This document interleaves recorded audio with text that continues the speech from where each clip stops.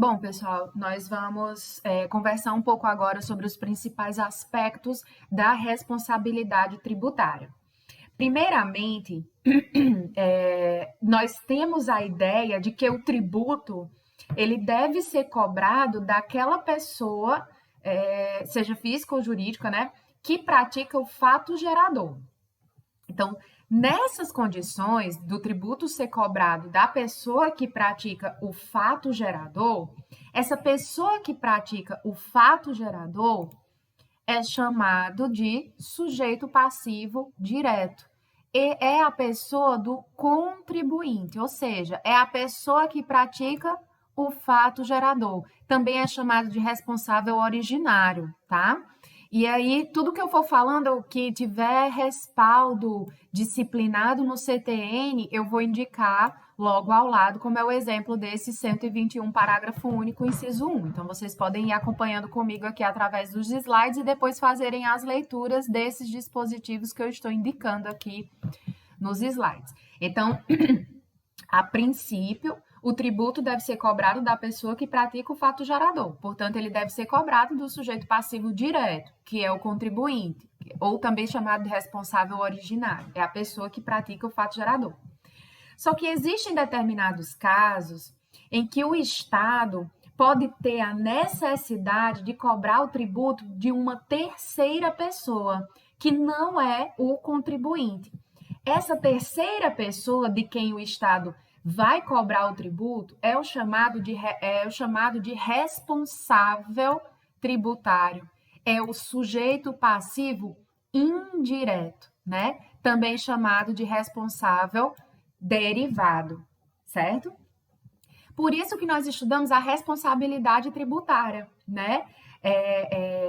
Para nós entendermos essa sujeição passiva indireta, né? Então, a responsabilidade tributária é justamente essa sujeição passiva indireta, a submissão do crédito ao fisco, em virtude de expressa determinação legal. Nós já sabemos que convenções particulares não alteram o sujeito passivo. O sujeito passivo é aquela pessoa que a lei indica, né? Então, nesses casos de responsabilidade tributária, esse sujeito passivo indireto, ele vai ser indicado pela própria lei, certo? A lei indica que o sujeito passivo, que a responsabilidade tributária não vai ser do contribuinte, vai ser de pessoa diversa do contribuinte, desde que tenha algum vínculo indireto com a situação que corresponda ao fato gerador. Então, vamos a um exemplo bem básico. Uma criança, né, é proprietária de um imóvel. A criança tem condições, uma criança, sei lá, 5 anos, um recém-nascido, um bebê, tem condições de tratar dessas obrigações tributárias, quitar o tributo, etc. Não, quem faz isso? Os responsáveis por ele, né? Por exemplo, os pais, tutores, curadores, enfim. Os tutores, eles vão ser responsáveis tributários. Então, a lei não quer nem saber, nesse exemplo que eu dei, do contribuinte. Ela vai querer saber do responsável tributário.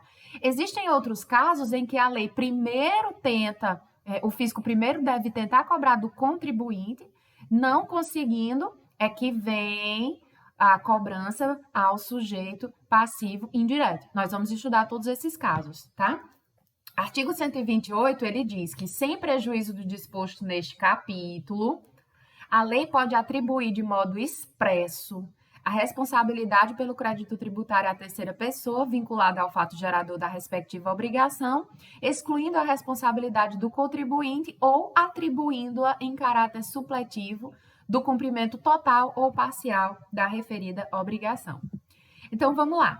Quais são os tipos de responsabilidade, professor? Nós já sabemos quem é o contribuinte, né? Nós já sabemos que esse contribuinte é uma pessoa física ou jurídica que tem uma relação direta com o fato gerador, é quem pratica a situação que constitui o fato gerador, né? A sua responsabilidade é originária, existe uma identidade entre a pessoa que deve pagar o tributo e a pessoa que praticou o fato gerador. Nós já sabemos que o responsável tributário é a pessoa que não é o contribuinte, mas tem uma obrigação de pagar o tributo, essa obrigação decorrente expressamente de lei, né? Por isso que é a chamada responsabilidade derivada, porque decorre de lei, né? A obrigação do pagamento do tributo é cometida pelo legislador, visando facilitar a fiscalização e a arrecadação dos tributos. Bom, vamos agora entender, né? Tem várias classificações, vários tipos de responsabilidade. Vamos começar conversando acerca da responsabilidade pessoal. Fiquem atentos que uma classificação não exclui a outra, tá? Uma responsabilidade, por exemplo, pode ser subsidiária e pode ser por sucessão, como nós vamos ver adiante, pode ser pessoal e pode ser por substituição, ok? Uma classificação não exclui a outra. Responsabilidade pessoal, né? Tá no artigo 128, na parte final. O contribuinte é excluído totalmente, dando ensejo à responsabilidade pessoal atribuída por lei ou por meio da qual se desvia o foco da exigibilidade sobre terceira pessoa responsável, vinculada ao fato gerador. Esse deslocamento faz com que o contribuinte, nessa responsabilidade pessoal, o contribuinte não responde por mais nada, certo? Não responde por mais nada. Exemplo, professora, artigo 131. Lá no 131, que vocês vão ler, ele diz que são pessoalmente responsáveis. O espólio pelos tributos devidos pelo decujus até a data da abertura da sucessão, o adquirente ou remitente pelos tributos relativos aos bens adquiridos ou remidos, o sucessor a qualquer título e o cônjuge meieiro nos tributos devidos pelo decujus até a data da partilha ou adjudicação, né, limitada essa responsabilidade ao montante do quinhão do legado ou da meação. Então, todas essas hipóteses vocês podem ler no artigo 131.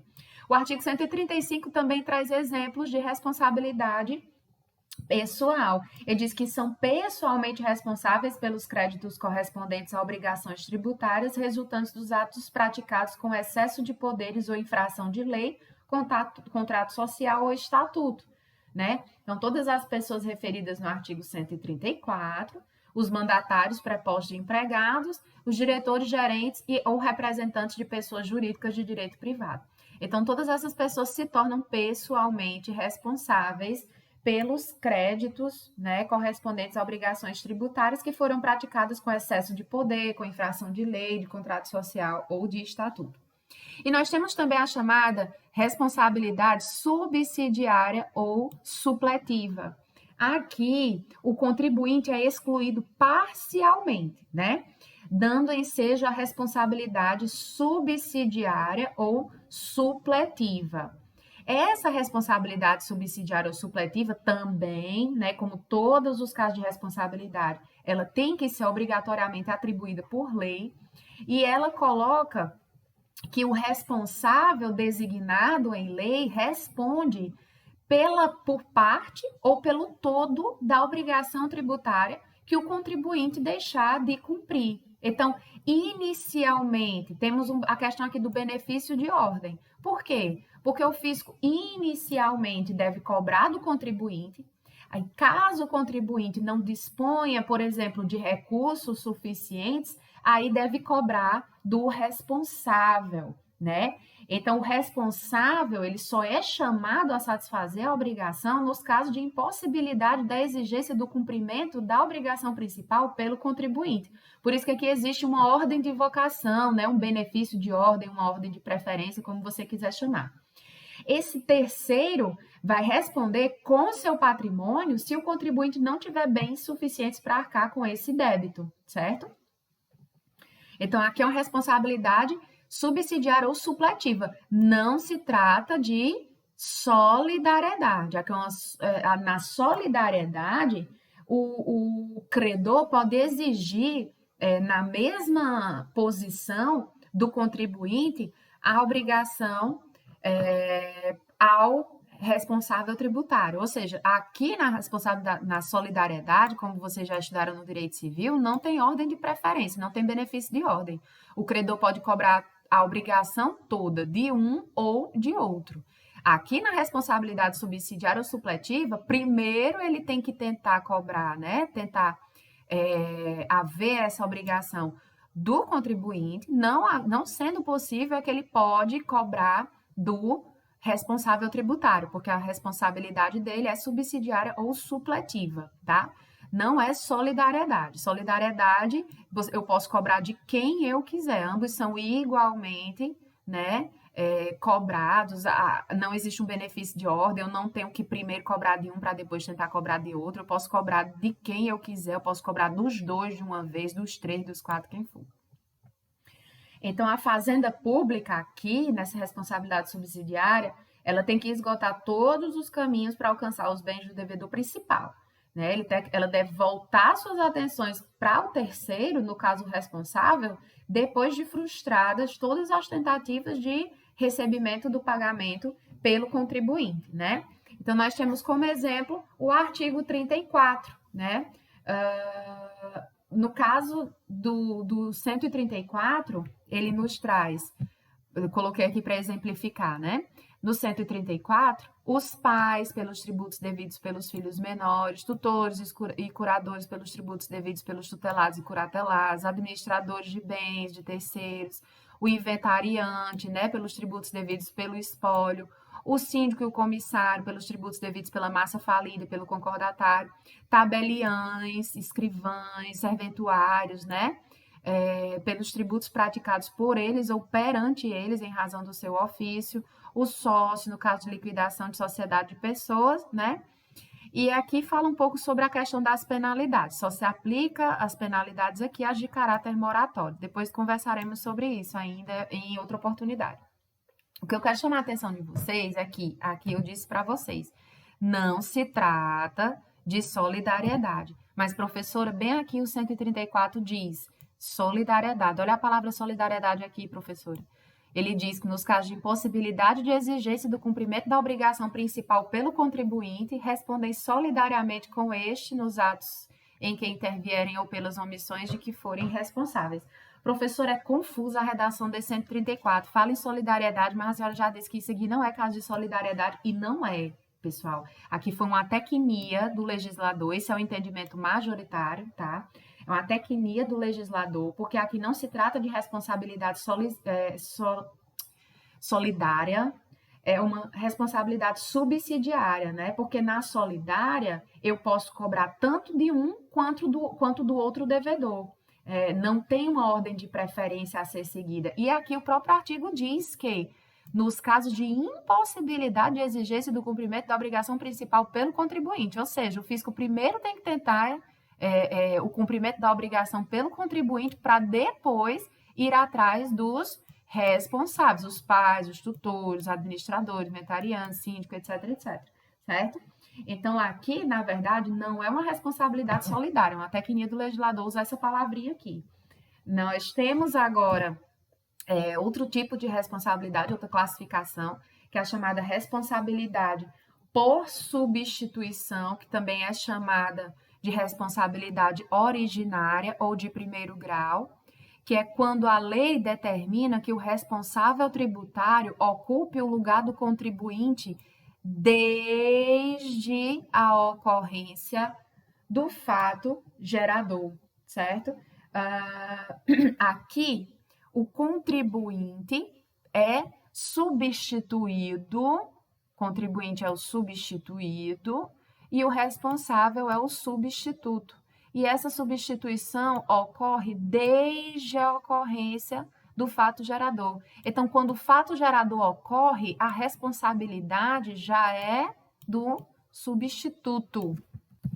E aqui, somente o substituto é encarregado exclusivamente, né? Isso, claro, decorrente de lei, de pagar o tributo ao fisco. Ele tem uma responsabilidade pessoal, né? Então, o fisco não cobra nada do contribuinte, é uma responsabilidade pessoal, tá? Me dá um exemplo, professora. No caso do imposto de renda na fonte, o empregador, em relação ao imposto de renda retido na fonte, relativo à renda do empregado, né? O empregador faz a retenção daquele valor e repassa ao fisco. O fisco, em momento algum, vai atrás do contribuinte, né? Se esses valores não forem repassados ao fisco, o fisco vai atrás do empregador, porque a lei coloca que a responsabilidade é dele. Ele é o substituto tributário. Quem é que pratica o fato gerador? É o contribuinte, é quem ofere renda. Mas quem tem a obrigação de pagar esses valores ao fisco, entregar, repassar esses valores ao fisco, desde a ocorrência do fato gerador, é o empregador, né? Outro exemplo, né? O laticínio em relação ao ICMS devido pelo produtor rural na comercialização de leite cru. Então, o produtor rural ou os produtores rurais vendem o leite cru ao laticínio. Eles fazem com que uma mercadoria circule, não é isso? É passada a titularidade para uma outra pessoa, então a mercadoria circulou. Quem praticou o fato gerador? Foi o leiteiro. Mas a lei não vai atrás de quem praticou o fato gerador nessa situação, né? Não vai atrás que ele pague o ICMS. Quem vai ter que recolher o ICMS para o fisco é o laticínio, tá? É o laticínio, a indústria de laticínio que vai ser o responsável tributário. Usina de cana, né? Cana de açúcar, cana em caule, a usina também em relação ao ICMS, devido pelo produtor rural na comercialização de cana de açúcar em caule, cana em caule. Então, o produtor da cana vende a cana para a usina, mas o fisco não quer saber do contribuinte, não quer saber da pessoa que praticou o fato gerador. Ele cobra, a lei passa a responsabilidade desde a ocorrência do fato gerador de recolher esses valores ao fisco.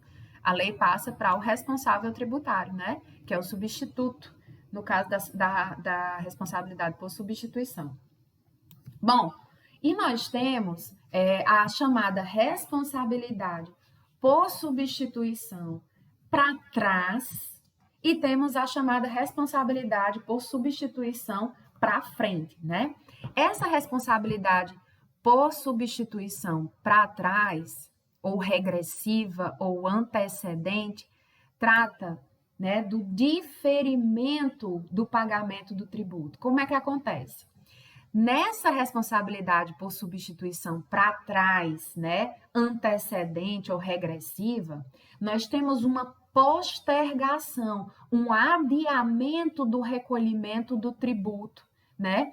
Um adiamento em relação ao momento em que ocorreu o fato gerador. Então, para trás, o fato gerador ficou lá atrás. Nós sabemos que nasce a obrigação tributária no momento em que é praticado o fato gerador, né? Aqui, o fato gerador é praticado, mas o pagamento, o recolhimento desse tributo é adiado, é diferido. Portanto, a gente diz que é uma substituição para trás, porque o fato gerador ocorreu lá atrás. E o pagamento do tributo só vai ocorrer em momento posterior. O pagamento desse tributo é adiado, né? Então, ocorre, por exemplo, no ICMS. É adiado o momento de quitação do ICMS por conveniência mesmo da administração fiscal. Por quê, professora? Porque o substituído não dispõe de aparato fiscal ou contábil para fazer esses cálculos, para efetuar esse recolhimento, né? Então, o fisco é mais conveniente para a administração fiscal que esse ônus tributário recaia sobre o substituto tributário, né? Então, nesse exemplo que eu falei do leite cru, né, do produtor rural versus laticínio, quem recolhe, né? Quem pratica o fato gerador é o produtor rural, é o leiteiro. Mas quem recolhe para o leiteiro? O laticínio, né? Então, o fato gerador acontece no momento da venda do leite para o laticínio.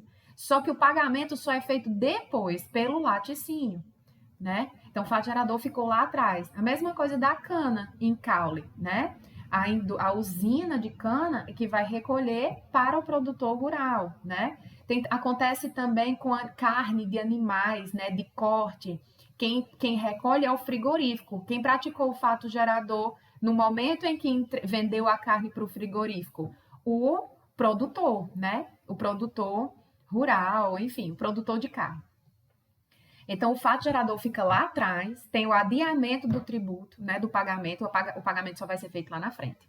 Na responsabilidade por substituição para frente, que também é chamada de progressiva ou subsequente, o que é que acontece? Nós temos é o contrário, nós temos uma antecipação do pagamento do tributo, né? Cujo fato gerador ainda vai ocorrer, se ocorrer, no momento posterior, né? E como é que eu faço isso, professora? Com base de cálculo presumida, tá? Então eu presumo, por exemplo, o valor que vai. Eu vou dar um exemplo bem comum em relação a isso. Imagina que você vai comprar um carro novo. Você vai lá na concessionária, por exemplo, lá na Fiat, lá na Honda, sei lá. E você, primeiro, para você comprar aquele carro novo, eles dizem: olha, primeiro a gente tem que faturar. O que seria esse faturar? Você tem que pagar um valor. Por quê, professora? Porque para a concessionária comprar o carro, né, lá da indústria automobilística, para que a indústria automobilística envie esse carro para a concessionária, a indústria automobilística só envia se já for pago antecipadamente o ICMS. ICMS referente a quê, professora? O ICMS, né, quando a mercadoria circula, ou seja, quando o carro for vendido para o consumidor, né? Então, o fato gerador só vai acontecer no momento da venda daquele veículo. Ah, mas a minha concessionária, a gente quer colocar o carro à mostra no salão de carros. Então, tá, vai mandar o carro vir da indústria automobilística? Vai. Então, primeiro já tem que recolher o ICMS referente ao momento de quando aquele carro for vendido, se for vendido. E aí faz o cálculo numa base de cálculo presumida. Presume-se o valor pelo qual aquele carro vai ser vendido. Então, o pagamento do tributo é feito antes. A indústria automobilística só manda o carro depois que o pagamento desse ICMS é feito, né? Então, aí, o fato gerador sequer ocorreu. É o chamado fato gerador presumido ou fictício, certo? Então, veículos novos, ao deixarem a indústria em direção às concessionárias, o ICMS já é recolhido antes da ocorrência do fato gerador. Esse fato gerador só vai ocorrer no momento posterior com a venda do bem na loja, né? Também acontece da mesma forma na venda de cigarros, de bebidas, de refrigerantes, certo? Também acontece esse chamado fato gerador para frente, né? Fato gerador para frente. Aqui nós temos a chamada também responsabilidade por transferência, tá?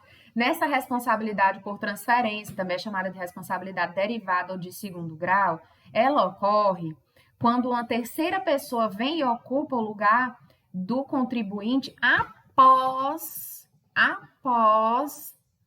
a ocorrência do fato gerador, certo? Então, ela vem após a ocorrência do fato gerador, pós surgimento da obrigação tributária, ou seja, após a ocorrência do fato gerador. Enquanto na responsabilidade por substituição, a responsabilidade vem desde a ocorrência do fato gerador, aqui o fato gerador primeiro acontece, aí depois surge uma determinada situação e que, acontecendo essa situação, a lei diz que a responsabilidade se transfere, a responsabilidade por transferência se transfere a um terceiro, né?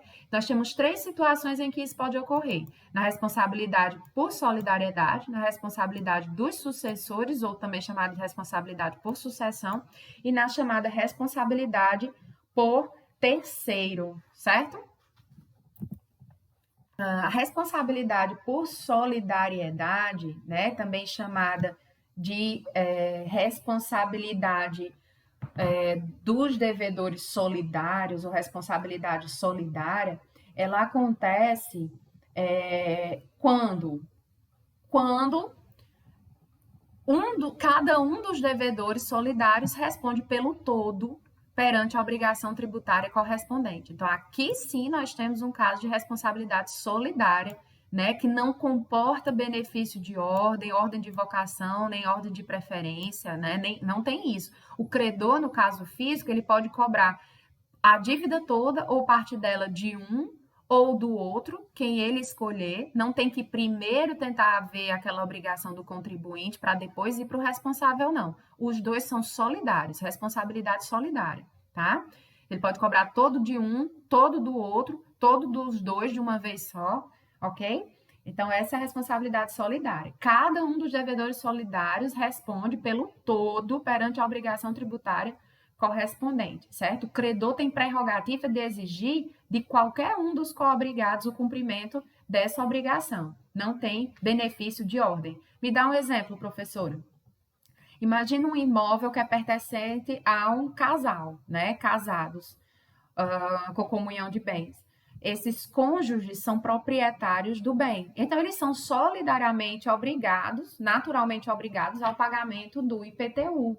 Outro exemplo, se tiver o encerramento de uma sociedade de pessoas, os sócios são solidariamente responsáveis. Basta você ver o inciso 7 do artigo 134 do CTN, né?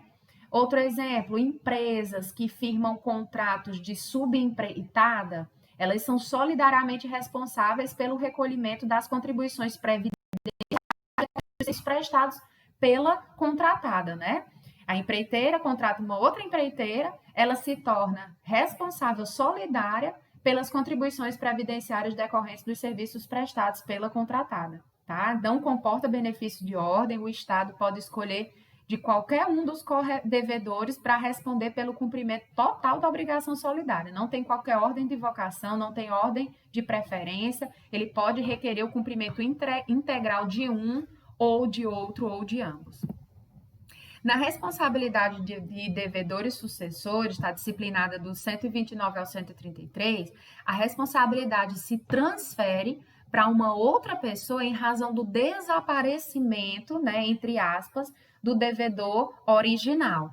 Por exemplo, na transferência causa mortes, tá? A transmissão do ônus, qualquer dívida tributária, ela vai ser transferida, débito tributário vai ser transferido para os herdeiros, né? Esses herdeiros vão ser responsáveis pessoais, né? Ou seja, nem teria como, né, um morto ser demandado a pagar os tributos. A responsabilidade é inteiramente e exclusivamente dos herdeiros, né? No caso de sucessão causa-mortes, aqui do 131, incisos 2 e 3. O inciso 1, ele é aqui, tá? Incisos 2 e 3. E tem também a possibilidade de transferência, né, dessa responsabilidade de devedores sucessores quando a gente tem essa sucessão entre vivos, transferência intervivos. A obrigação se transfere para o adquirente, tá? O adquirente em 4 hipóteses. Na hipótese de transmissão de imóveis, né? Então, por exemplo, os débitos referentes ao IPTU, eles são transferidos para quem adquire o imóvel, né? Por isso que é importante a gente pedir a certidão negativa de débito fiscal do imóvel antes de comprar, porque todos os débitos fiscais de, por exemplo, de IPTU, eles são transferidos para o sucessor imobiliário, né? O novo proprietário, 130 do CTN. A outra hipótese, transmissão de bens móveis também, né? Por exemplo, um carro, o 131, sucessão intervivos. Outra hipótese, transmissão de estabelecimento comercial, industrial ou profissional, que é o que a gente apelida de sucessão comercial. Outra hipótese que é quando ocorre uma fusão, incorporação, transformação ou cisão empresarial, que é a chamada sucessão empresarial. É diferente da sucessão comercial. Aqui o estabelecimento, né, comercial, industrial, profissional, é vendido, por exemplo, a uma terceira pessoa. Aqui ocorre uma fusão, uma incorporação ou uma transformação ou cisão, né? E aí nós temos o artigo 132 do CTN. Todos esses são casos de responsabilidade de devedores sucessores ou responsabilidade por sucessão. Temos também a responsabilidade de terceiros devedores, né? Que é o nosso terceiro tipo de responsabilidade por transferência. Ela está disciplinada nos artigos 134 e 135.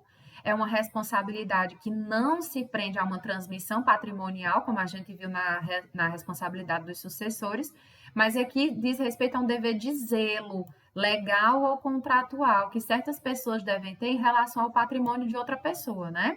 Geralmente pessoas naturais ou incapazes, como nós já vimos, o menor tutelado, curatelado, né? Nós já vimos, são casos de responsabilidades subsidiárias ou supletivas, ou entes despidos de personalidade jurídica, como o espólio ou a massa falida. Então, esses exemplos, esses casos, estão no artigo 134, que é a responsabilidade de terceiro com atuação regular, pai, a mãe, tutor, curador, etc.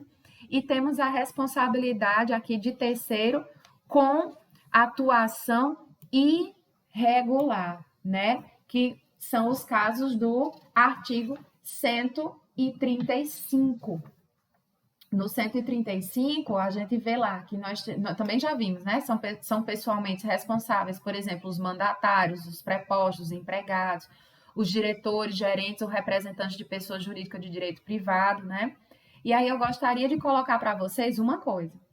Esse diretor, nesse 135, que fala da responsabilidade pessoal dos diretores, gerentes ou representantes de pessoa jurídica de direito privado, né? Eles se tornam responsáveis pelas obrigações tributárias que resultarem de atos praticados com excesso de poderes, infração de lei, contrato social ou estatuto. Então, aqui, para que exista essa responsabilidade, é necessário que o diretor, o gerente ou representante haja com excesso de poder, né? Ele age por conta própria, além dos poderes que a norma legal, o contrato ou o estatuto lhe outorga, ou ele age com infração de lei, contrato social ou estatuto, né? Ele descumpre uma obrigação tributária dolosamente, né? Ou com fraude, né?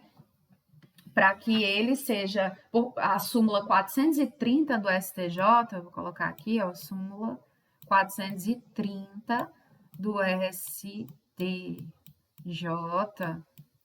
ela diz que o inadimplemento de uma obrigação tributária pela sociedade não gera por si só a responsabilidade solidária do sócio-gerente.